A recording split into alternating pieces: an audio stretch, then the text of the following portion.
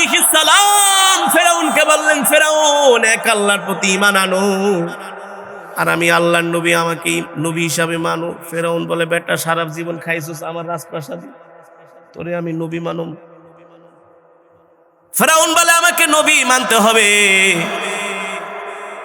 পয়গম্বর মূসা আলাইহিস সালাম ফেরাউনকে বলে, আমাকে নবী মানতে হবে। এবার পয়গম্বর মূসা বলে, ফেরাউন উদ্ধত আচরণ করো না, তোমার রাজ সিংহাসন তো থাকবেই না, তোমার ক্ষমতাও থাকবে না, আল্লাহ তোমাকে ধ্বংস করে দিবে। ফেরাউন বলে, আরে আমার রাজপ্রাসাদে থাকছে আমার পালক পুত্র, আমার সামনে দাঁড়ায় এত বড় কথা। ফেরাউন বলে, মূসা তুমি কি আমাকে চিনো নাকি? আপনাকে ভালো করে চিনি, একেবারে শেষ করে ফালাইব। মূসা আলাইহিস সালাম কয়, তুমি ঘোড়ার ডিম করবা? এ মূসা, 8 লাখ সৈন্য আমার রেডি, চোখের ইশারা দিলেই তোমাকে মাটির সাথে পিষায় ফেলবে। পয়গম্বর মূসা আল্লাহর উপরে তাওয়াক্কুল করেছে, আল্লাহর উপরে ভরসা করেছে। হাসবুনাল্লাহু ওয়া নি'মাল ওয়াকিল, নি'মাল মাওলা ওয়া নি'মান নাসির। ঠিক কিনা বলেন?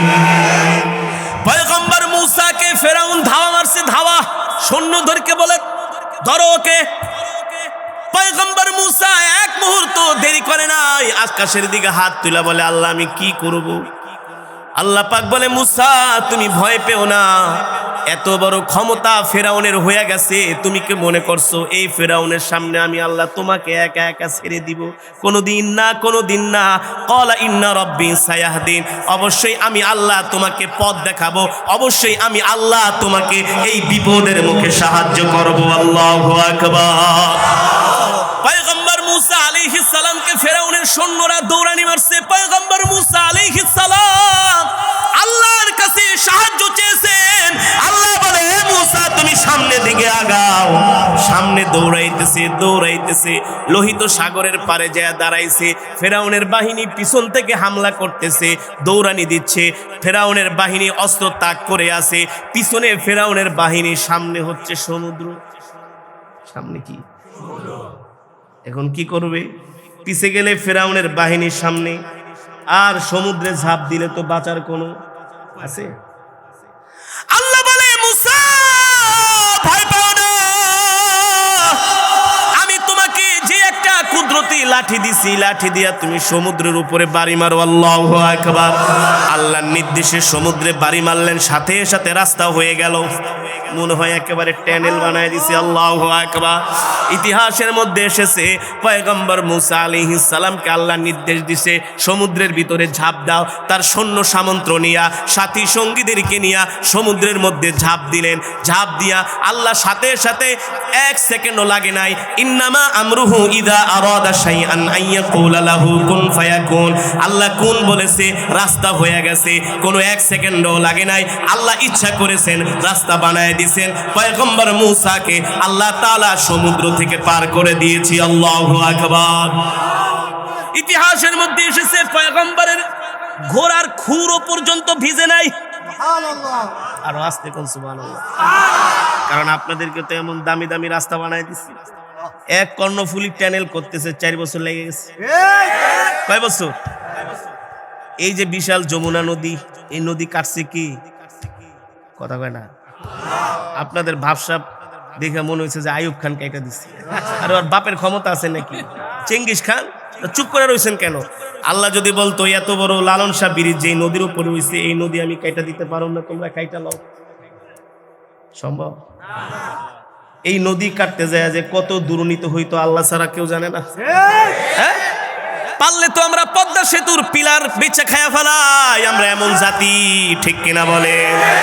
আল্লাহ যদি বলতো নদী কাইটা দিতে পারুম না, যমুনা কাইটা নাও, পদ্মা কাইটা নাও, মেঘনা কাইটা নাও, কোনোদিন সম্ভব? জোরে বলেন। পয়গম্বর মূসা আলাইহিস সালাম তার সাথী সঙ্গীদেরকে নিয়ে নদী পার হয়ে গেলেন সমুদ্র। ফেরাউন নাই তাকায় দেয়া, কত সুন্দর রাস্তা বানায় রাখছে, লাভ দে, আল্লাহকে আয়। وَإِذْ فَرَقْنَا بِكُمُ الْبَحْرَ فَأَنْجَيْنَاكُمْ وَأَغْرَقْنَا آلَ فِرْعَوْنَ وَأَنْتُمْ تَنْظُرُونَ আল্লাহু আকবার। ফেরাউন রাস্তা দিয়ে কয়, দেখছো আমি কত বড় খোদা, আমি আইছি আর রাস্তা হয়ে গেছে, আল্লাহকে আয়, তোর সময় শেষ, বহুত পোল্ট্রি মারছস। বহুত ক্ষমতা দেখাইছস, অনেক উদ্ধত আচরণ করছস। আমি আল্লাহ তোকে নেয়ামত খাওয়াইছি, আমার নেয়ামত খায়া আমার আল্লাহর বিরুদ্ধে স্লোগান দিছস। ঠিক কি বলে?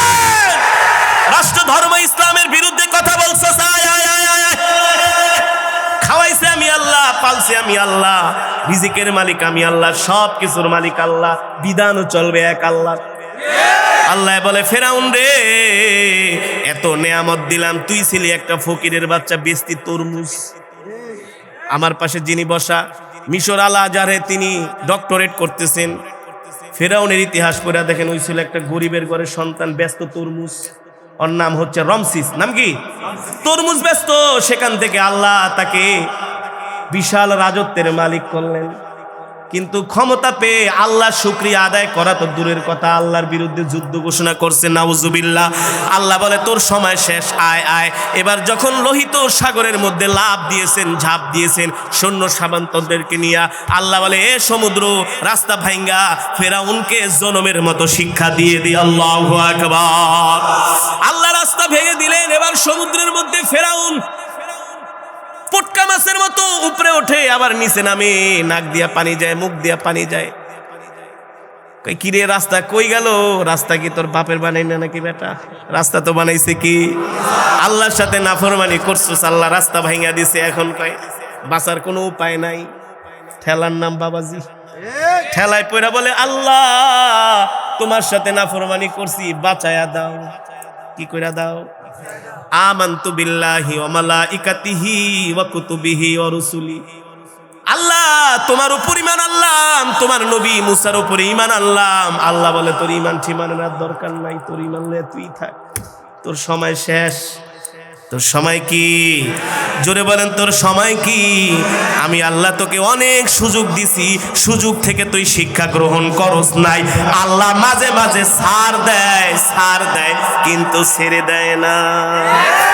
এই সমাজের মুসলমান, এই সমাজের মধ্যে এমন মানুষ আছে যারা ক্ষমতার দাপট দেখায়, সম্পদের বাহাদুরি দেখায়, নিজের বডির দিকে তাকায় আর কয় আমি কত শক্তিশালী, বডি কি আমার, পাঁচ কি আমার, এক থাপ্পড় মারলে 3 গ্লাস পানি খেব। অহংকার দেখায় কি দেখায় না? অহংকার দেখায়ও না, টাকার ক্ষমতা দেখায়ও না, দলের ক্ষমতা দেখায়ও না, প্রশাসনের ক্ষমতা দেখায়ও না। এই ক্ষমতা থাকে নাই, কারো থাকে নাই, তোমারও থাকবে না। ঠিক কিনা বলে? রাগ করতেছেন? সমাজে এমন কিছু মানুষ আছে নাকি? আছে না? তারা অহংকার করে। অহংকার করো না, তোমার সম্পদ হয়েছে, আল্লাহ শুকরিয়া আদায় করো, আলহামদুলিল্লাহ বলো। তোমার অনেক ক্ষমতা আছে, তুমি তোমার ক্ষমতার অপব্যবহার করো না, গরিব মানুষকে উপকার করো। ঠিক কিনা বলেন? তোমার অনেক সম্পদ আছে, আল্লাহর রাস্তায় মানুষদেরকে দান করো। মানুষের সাথে অহংকার করো না। আল কিবরিয়া উরিদাই, অহংকার আল্লাহর চাদর। আর কেউ যদি অহংকার করে সে আল্লাহর চাদর নিয়ে টানাটানি করে। ঠিক কিনা বলেন? বন্ধুরা আমার, আমি আপনাদেরকে এটাই বুঝাইতে চাইছিলাম, এই দুনিয়াতে আমরা কেউ থাকতে পারবো না। এই দুনিয়া ছেড়ে একদিন আমাদেরকে চলে যেতে হবে। ঠিক কিনা বলেন? ওই ফেরাউনে শিক্ষা নেয় নাই, আল্লাহর সাথে নাফরমানি করছে, আল্লাহ তাকে ডুবাইয়া মারছে। ঠিক কিনা বলেন? শাহজালাল মুজাদ্দিদি ইয়ামানি রহমাতুল্লাহি আলাই সুরমা নদীর পাড়ে বসে, মনে আছে নাকি? যেখান থেকে ঘটনা শুরু করেছিলাম, শাহজালাল মুজাদ্দিদি আল্লাহর কদমে সেজদা দিয়া চোখের পানি ফেলে বলে, আল্লাহ তুমি আমাকে সাহায্য করো, এই সুরমা নদী আমি পার হব কিভাবে? আল্লাহ তাআলা ইলহামি আওয়াজ তার কানের মধ্যে দিলেন, এ শাহজালাল চিন্তা করো না, ভয় পেও না, আমি আল্লাহ তোমার জন্য রাস্তার ব্যবস্থা করে দিচ্ছি। আমি আল্লাহ তোমাকে পার হবার ব্যবস্থা করছি। তুমি আমার দ্বীন প্রচার করার জন্য, আমার কালেমাকে বুলন্দ করার জন্য তুমি দুনিয়ার জমিনে কালেমার দাওয়াত দিতেছো, আমি আল্লাহ তোমাকে সাহায্য করব না? এটা হতেই পারে না। হতে পারে? ইলহামি আওয়াজ আসলো, শাহজালাল তুমি যেই মুসাল্লায় দাঁড়ায় নামাজ পড়ছো, ইতিহাস সাক্ষী। এ কারণেই সিলেটকে বলা হয় আধ্যাত্মিকতার রাজধানী। সিলেটের মানুষগুলো অনেক ভালো, অনেক ধার্মিক। আমরা সিলেটে গেলে হাজার হাজার লাখ লাখ মানুষের সমাগম ঘটে। গত বছর সিলেটের সুনামগঞ্জের বাদাঘাটে এক মাহফিলে যে কোরআন তেলাওয়াত শুরু করছি, সাথে সাথে একজন হিন্দু ছেলে আইসা বলতেছে, হুজুর আমি এখন এই কালেমা পড়ে মুসলমান হব। আরো আসতে কর। হিন্দুর ছেলে কোরআন শুনে সাথে সাথে মুসলমান হয়ে যায়। আর মুসলমানের এমন গৌর গোবিন্দর রাজপ্রাসাদে দাঁড়ায়া শুধু নিজে আজান দিলেন আর সাথী সঙ্গীদেরকে বললেন, আজান দাও, আজান দাও, আজান দাও। আল্লাহু আকবার, আল্লাহু আকবার, আল্লাহু আকবার, আল্লাহু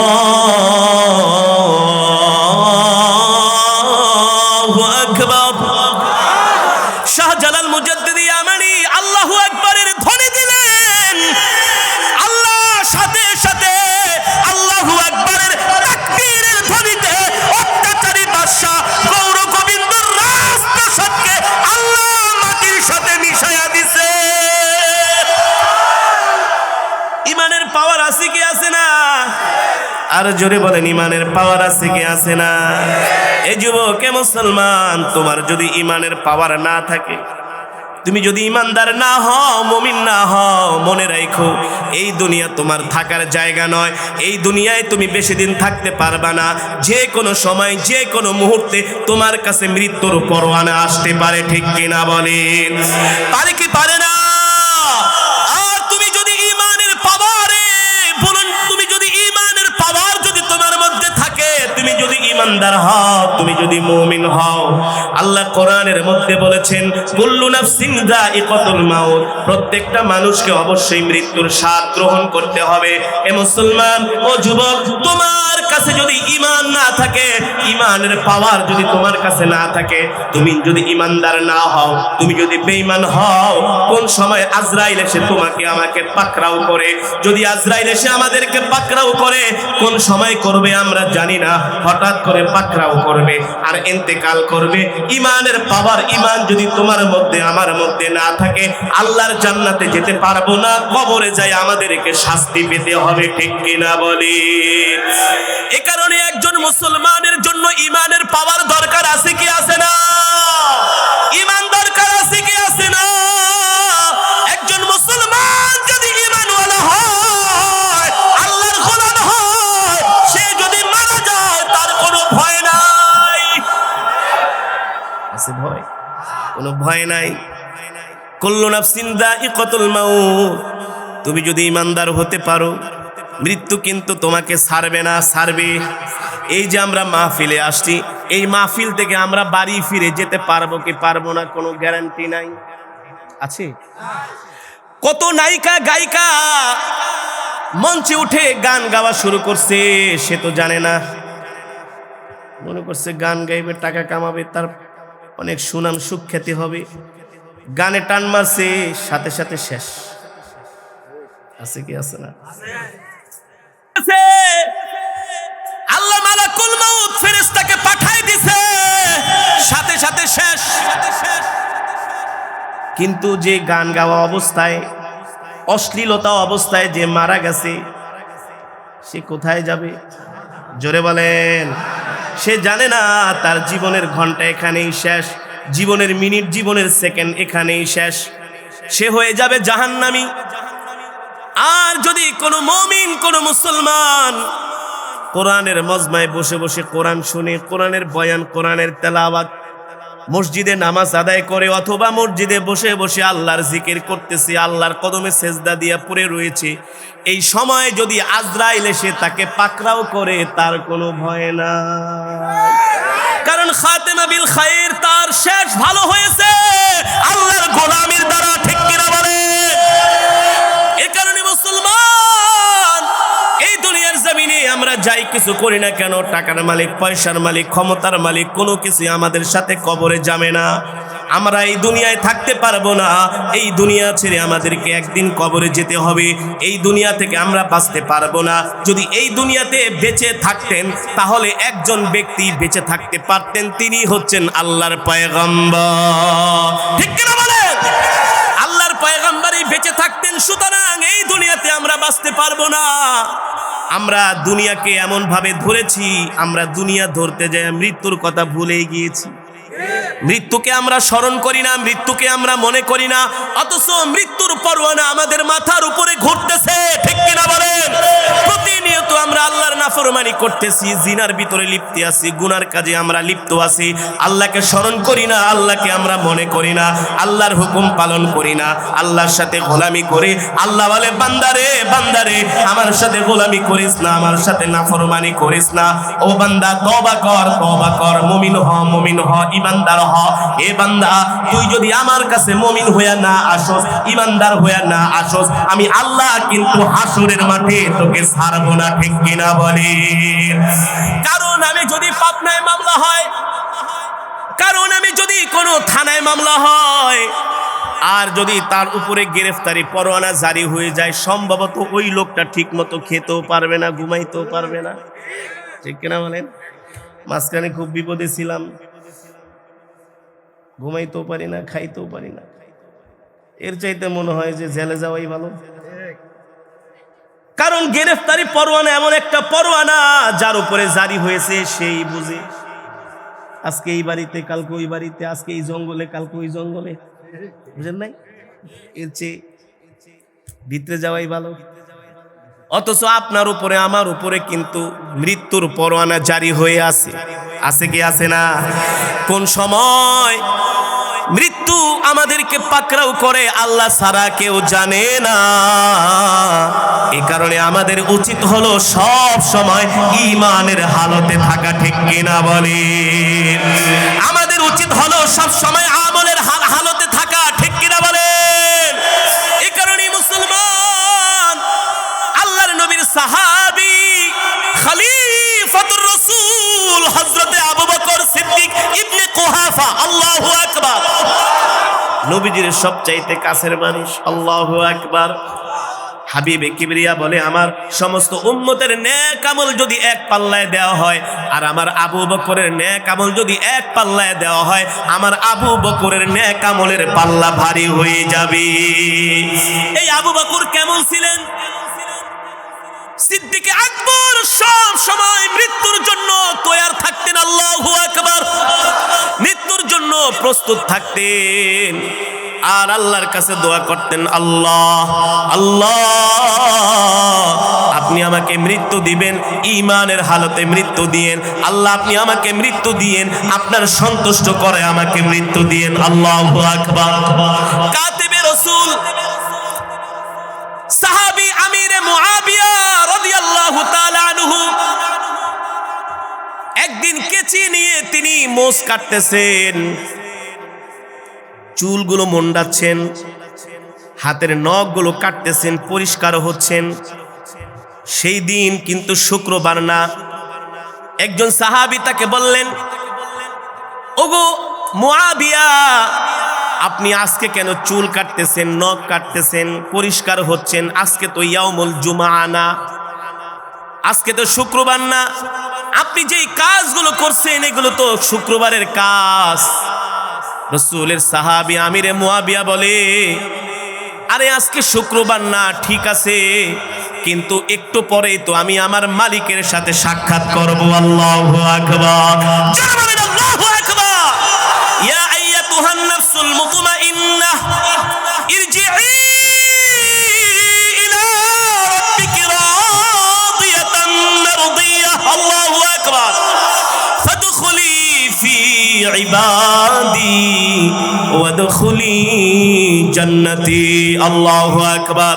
আমিরে মুআবিয়া বলে, একটু পরে তো আমি মালাকুল মউত আমার কাছে আসবে, আমি আমার আল্লাহর সাথে সাক্ষাৎ করব, এ কারণে আমি পাকসাপ হয়ে নিচ্ছি। আরে আমি কি আমার মালিকের সাথে অপবিত্র অবস্থায় দেখা করবে? এটা হতে পারে না, আল্লাহু আকবার। ও মুসলমান, আল্লাহর নবীর সাহাবীরা কেমন ছিলেন? মৃত্যুর জন্য তারা কতটা প্রস্তুত ছিলেন, কতটা তৈয়ার ছিলেন। আব্দুল্লাহ ইবনে মুবারক রহমতুল্লাহি আলাইহি জগৎ বিখ্যাত মুহাদ্দিস, জগৎ বিখ্যাত ওলি, ইন্তেকালের আগে মুস্কি মুস্কি হাসতেছেন। ইন্তেকাল করলেন, 3 দিন পরে তার সন্তান তাকে স্বপ্ন দেখলো, ও আমার সম্মানিত পিতা, দেখলাম ইন্তেকালের আগে আপনি মুস্কি মুস্কি হাসতেছেন, কারণটা কি? আব্দুল্লাহ ইবনে মুবারক তার সন্তানকে বলেন, ও আমার পুত্র, আমার দেশের মানুষকে জানায় দিও, আমার গোত্রের মানুষকে জানায় দিও, ইয়া লাইতা কওমি ইয়ালামুন বিমা গফারা লি রাব্বি ওয়া জাআলানি মিনাল মুকরামিন। আমি আমার মালিকের সাক্ষাৎ পাওয়ার জন্য অধিক আগ্রহে অপেক্ষায় ছিলাম। আমি দুনিয়াতে কোনো গুনাহ করি নাই, কোনোদিন তাহাজ্জুদের নামাজ পর্যন্ত আমি ছেড়ে দেই নাই, আল্লাহর গোলামি করেছি। মৃত্যুর জন্য আমি সদা সর্বদা প্রস্তুত ছিলাম, তৈয়ার ছিলাম। আমি আমার মালিকের সাথে পবিত্র অবস্থায় ঈমানের হালতে সাক্ষাৎ করেছি, আর ঈমানের হালতে সাক্ষাৎ করার কারণে আমার মালিক আমাকে জান্নাতের মধ্যে এত নেয়ামত দিয়েছে। আমি যখন ইন্তেকাল করব, আমার মালিক আমাকে বলে, এ আব্দুল্লাহ ইবনে মুবারক, তাকায় দেখো, তাকায় দেখো, তুমি দুনিয়ার জমিনে আমার গোলামি করার কারণে, আমাকে খুশি করার কারণে, আমাকে সন্তুষ্ট করার কারণে আমি আল্লাহ তোমার জন্য এই জান্নাতটা রেডি করে রেখেছি। আল্লাহু আকবার, আল্লাহু আকবার। এই কারণে মুসলমান, দুনিয়াতে যতদিন বাঁচবো এক আল্লাহর গোলামি করব, ঠিক কিনা বলেন? এই দুনিয়াতে আমরা থাকতে পারবো না, এই দুনিয়া ছেড়ে আমাদেরকে চলে যেতে হবে। এ কারণে কোনো গুনাহ করা যাবে না, আল্লাহর সাথে নাফরমানি করা যাবে না। যতদিন বাঁচবো এক আল্লাহর গোলামি করব। রাজি আছেন তো ইনশাআল্লাহ? কে কে রাজি আছেন হাত উঠান। নারায়ে তাকবীর, নারায়ে তাকবীর। আল্লাহ আমাদের কবুল করুন বলে আমিন। হাত নামান। আমার শেষ নসিহা হচ্ছে, কুল্লু নাফসিন যায়িকাতুল মাউত। যে কোনো সময় মৃত্যু আমাদেরকে পাকড়াও করতে পারে, পারে কি পারে না? এই কারণে মৃত্যুর জন্য আমাদেরকে তৈয়ার থাকতে হবে তো ইনশাআল্লাহ, নাকি আমরা আল্লাহর নাফরমানি করব? না, সাহাবায়ে কেরাম মৃত্যুর জন্য তৈয়ার ছিলেন। রাসূলের প্রিয় সাহাবী সালমান ফারসি, নাম শুনছেন? ইন্তেকালের আগে মাত্র তার ঘরে 300 দিরহাম ছিল। কত দিরহাম? কত দিরহাম? 300 দিরহাম ছিল। সে কেমন করে মৃত্যুর জন্য প্রস্তুত ছিল একবার খেয়াল করেন। তার খাদেমকে ডাইকা বলল, 300 দিরহাম আল্লাহর রাস্তায় দান করে দাও। কত? কত? 300। সালমান ফারসি বলে, আমি 300 দিরহাম রেখে যদি ইন্তেকাল করি, আল্লাহ যদি আমাকে হাসরের মাঠে জিজ্ঞেস করে, সালমান 300 দিরহাম কেন জমা করে রেখেছিলে, জবাব দাও। রাসূলের সাহাবী বলে, আমি আল্লাহর দরবারে জবাব দিতে পারবো না, যাও যাও এই 300 দিরহামও আল্লাহর রাস্তায় দান করে। আর আমরা ইন্তেকাল করলে কত টাকা যে ব্যাংকে পাওয়া যায় আল্লাহ ছাড়া কেউ জানে না। টাকা পয়সা সম্পদ খামসায় ধরে রাখে, আছে না? কিন্তু সমাজের মানুষ দিতে চায় না, মানুষকে দান করে না, গরিবকে খাওয়ায় না, ভালো বাজারটা পর্যন্ত করে না, ভালো একটা জামাও পরে না। হ্যাঁ, জামা একটা কিনছে, 5 বছর ধরে গায়ে দিতে আসছে, বর্তে বর্তে একেবারে 24 তলা হয়ে গেছে, তিলা পড়ে গেছে, ময়লা পড়ে গেছে, ছিঁড়ে গেছে। জামার কথা বললে বলে, এটা আরো 2 বছর চলবে। বাজারে যায়, পুঁটি মাছ কিনা নিয়ে আসে, ভালো একটা বাজারও করে না, মসজিদে 2 টাকা চান্দাও দেয় না। আছে কি আছে না? এগুলা বখিল। মৃত্যুর ভয় তাদের নাই। মৃত্যুর ভয় থাকলে তারা সম্পদ জমা করতো না, ঠিক কিনা বলেন? ইমানদারের আলামত, আল্লাযীনা ইউকিমুনাস সালাতা ওয়া মিম্মা রাযাকনাহুম ইউনফিকুন। ইমানদারের আলামত হচ্ছে মসজিদের মিনার থেকে আযান শুনলে নামাজে চলে যাবে। কোথায় কোথায়? নামাজ কায়েম করবে, যাকাত আদায় করবে। ওয়া মিম্মা রাযাকনাহুম ইউনফিকুন। আল্লাহ তাকে যে সম্পদ দিয়েছেন সেই সম্পদ থেকে আল্লাহর রাস্তায় দান করবে। কোথায় কোথায়? আল্লাহর রাস্তায় দান করবে। সুতরাং আমার শেষ কথা হচ্ছে, কোন সময় মৃত্যু আমাদের কাছে চলে আসে, আজরাইল কখন এসে আমাদের বুকের ভিতরে চাপ দেয়, আমরা কেউ বলতে পারি না। এ কারণে আমরা আজ থেকে তৈয়ার থাকবো, যাতে ঈমানের হালতে, ইসলামের হালতে যাতে আমরা মরতে পারি। রাজি আছেন তো ইনশাআল্লাহ? শাহজালাল, যাও, ইয়েমেনে তোমার থাকার দরকার নাই, তুমি বাংলাদেশের সিলেটে চলে যাও। কোথায়? বানায় গল্প বলতেছি, বানায়া। শাহজালাল মুজাদ্দিদি ইয়ামানি রহমতুল্লাহি আলাইহি সেই ইয়ামেন থেকে রওনা করলেন তার ভাগিনা শাহপরান রহমতুল্লাহি আলাইহিকে সাথে করে নিয়ে। তারা ছিলেন আল্লাহর ওলি, কোনো সন্দেহ নাই। রওনা করেছেন, পথিমধ্যে জিজ্ঞেস করে, কোথায় যান? বলে, বাংলাদেশে। আমিও আপনার সাথে যাব, চলো। গাট্টি বস্তা যা আছে বেঁধে নিয়ে একজন, দুইজন, তিনজন করতে করতে তার সাথে 300 জন সঙ্গী হয়েছিলেন। কতজন? শাহজালাল মুজাদ্দিদি ইয়ামানি, আল্লাহ তাকে সিলেটে কেন পাঠাইলেন? ওই সিলেটে একজন বাদশা ছিল, রাজা ছিল, অত্যাচারী বাদশা গৌর গোবিন্দ। ইতিহাস লেখে মুসলমানদেরকে নামাজ, ধর্ম, কর্ম পালনে সে বাধা দিত। এমনকি কোরবানির সময় গরু কোরবানি করলে তার অপরাধে ছোট ছোট বাচ্চাদেরকে সে হত্যা করত। নাউজুবিল্লাহ বলেন।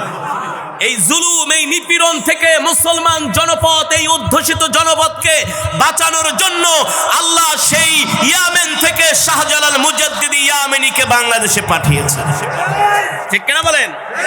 সিলেটের সুরমা নদীর পারে আসছে, যেমন যমুনার উপরে বিশাল ব্রিজ হয়েছে না? আজ পর্যন্ত কি শুনেছেন কোন মানুষ যমুনা নদী নৌকা, স্টিমার, স্পিড বোট, ফেরি ছাড়া পার হয়েছে? শুনেছেন আজ পর্যন্ত? শোনেন নাই? আপনাদের পাবনায়ও বিশাল একটা নদী আছে না? হ্যাঁ, লালন শাহ সেতু যেখানে হয়েছে, বিশাল নদী। আজ পর্যন্ত শুনেছেন এই নদী কোনো মানুষ নৌকা, স্টিমার ছাড়া, স্পিড বোট ছাড়া, ট্রলার ছাড়া কেউ পার হয়েছে? শোনেন নাই। শাহজালাল মুজাদ্দিদি ইয়ামানি রহমাতুল্লাহি আলাইহি নওয়ারাল্লাহু মারকাদাহু ওয়া জাআলাল জান্নাতা মাসওয়াহু, তিনি সুরমা নদীর পারে আসলেন। বিশাল নদী, এখন তো ছোট হয়ে গিয়েছে। অনেকে সিলেটে গেছেন, দেখছেন না নদীটা? এখন ছোট হয়ে গিয়েছে, কিন্তু আগে তো আরো বিশাল নদী ছিল, প্রচন্ড স্রোত, প্রচন্ড ঢেউ। সেই শতে শতে বছর আগের কথা। শাহজালাল মুজাদ্দিদি ইয়ামানি সুরমা নদীর পারে আসলেন, কিন্তু পার হওয়ার জন্য কোনো নৌকা নাই, কোনো স্পিড বোট নাই, কিছুই নাই। পার হবে কিভাবে? অনেক বড় সমস্যা না? জোরে বলেন। তিনি ভয় পেলেন না, ওযু করে খাদেমকে বললেন, নামাজের মুসল্লাটা দাও। আল্লাহু আকবার, জোরে বলেন আল্লাহু আকবার। নামাজের মুসল্লা দেওয়া হলো। শাহজালাল মুজাদ্দিদি ইয়ামানি 2 রাকাত নামাজ পড়ে আল্লাহর কদমে সেজদায় পড়ে গেলেন। চোখের পানি ফেলে দিয়ে বললেন, রব্বে কারীম, আমি আপনার দ্বীনের দাওয়াত দেওয়ার জন্য এখানে এসেছি।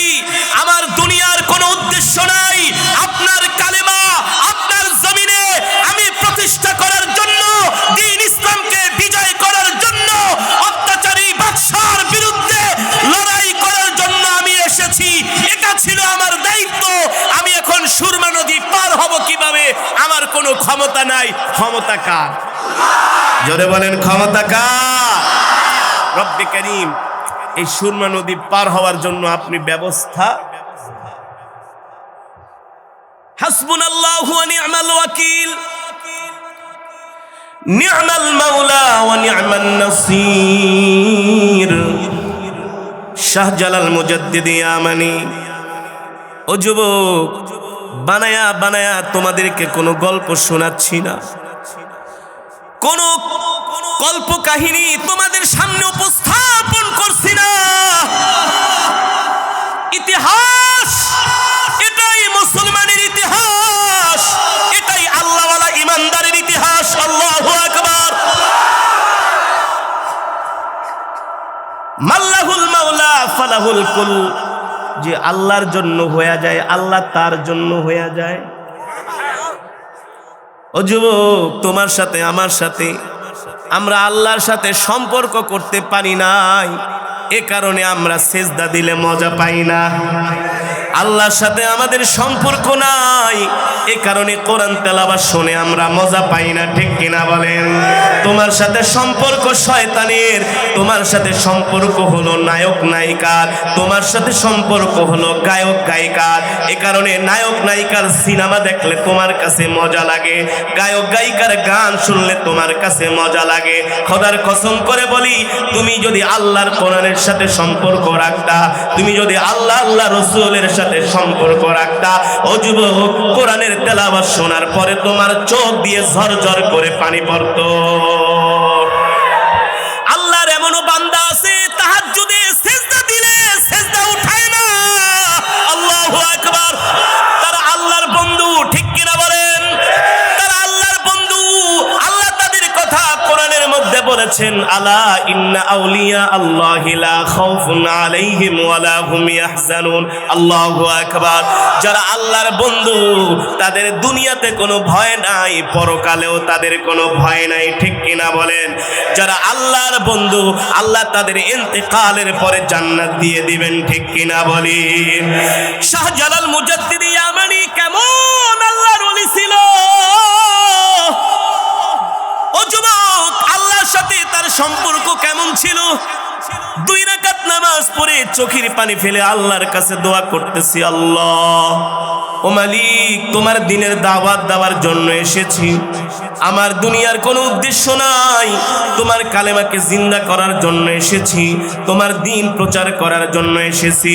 হাসবুনাল্লাহু ওয়া নি'মাল ওয়াকিল, নি'মাল মাওলা ওয়া নি'মান নাসির। আল্লাহ বলে, বান্দারে, তুই যদি আমার উপর তাওয়াক্কুল করস, তুই যদি আমার উপরে ভরসা করস, যতই বিপদের মধ্যে থাকস না কেন, আমি আল্লাহ তোর জন্য যথেষ্ট। আল্লাহু আকবার। পয়গম্বর মুসা আলাইহিস সালামকে যখন ফেরাউন দৌড়ানি মারল, ফেরাউনের কাছে পয়গম্বর মুসাকে আল্লাহ পাঠাইছে, ও মুসা যাও যাও ফেরাউনের দরবারে যাও।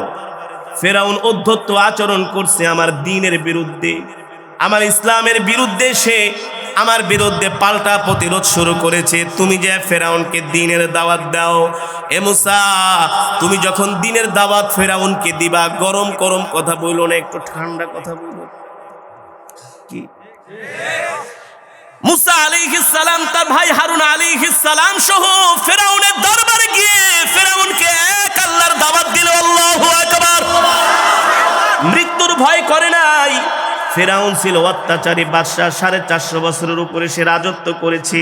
কোনোদিন তার একটা ঠান্ডাও লাগে নাই, জ্বরও আসে নাই। তার সৈন্য সংখ্যা ছিল 8 লাখ। কয় লাখ?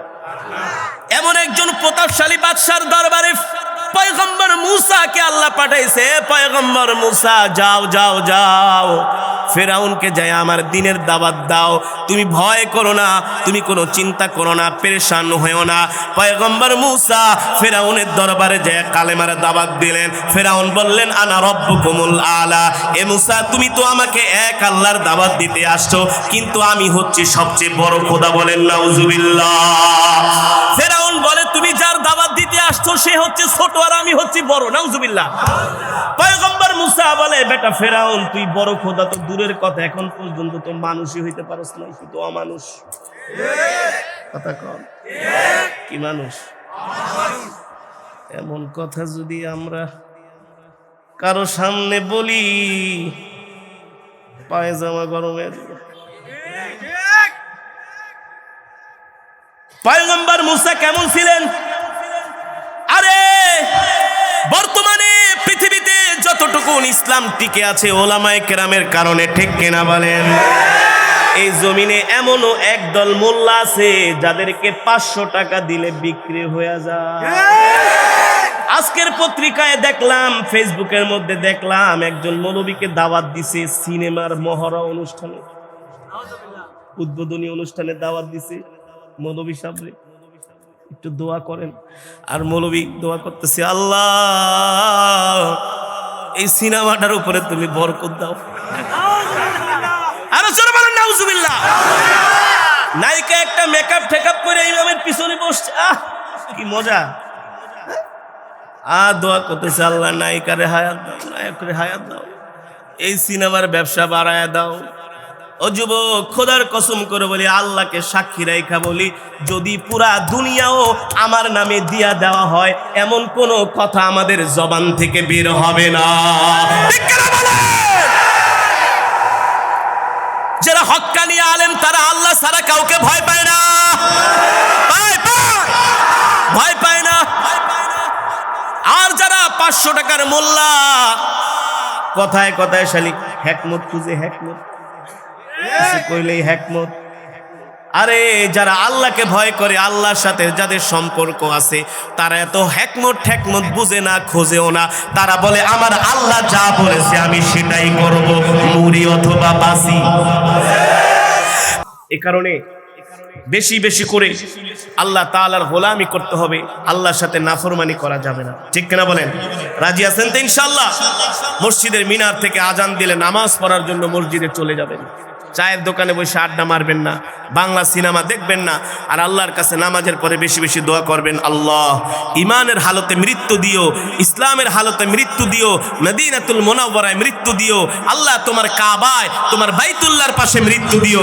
এই দোয়াগুলো আমরা বেশি বেশি করব ইনশাআল্লাহ। আমরা যদি এই আমলগুলো বেশি বেশি করতে পারি, আল্লাহ তাআলার কাছে বেশি বেশি দোয়া করতে পারি, গুনাহমুক্ত জিন্দেগি যদি আমরা গঠন করতে পারি, তাহলে আমরা সফল। আমাদের দুনিয়াতেও কোনো ভয় নাই, কবরেও আমাদের কোনো ভয় নাই। ঠিক কিনা বলেন? আল্লাহ আমাদের সকলকে কবুল করুন বলি আমিন।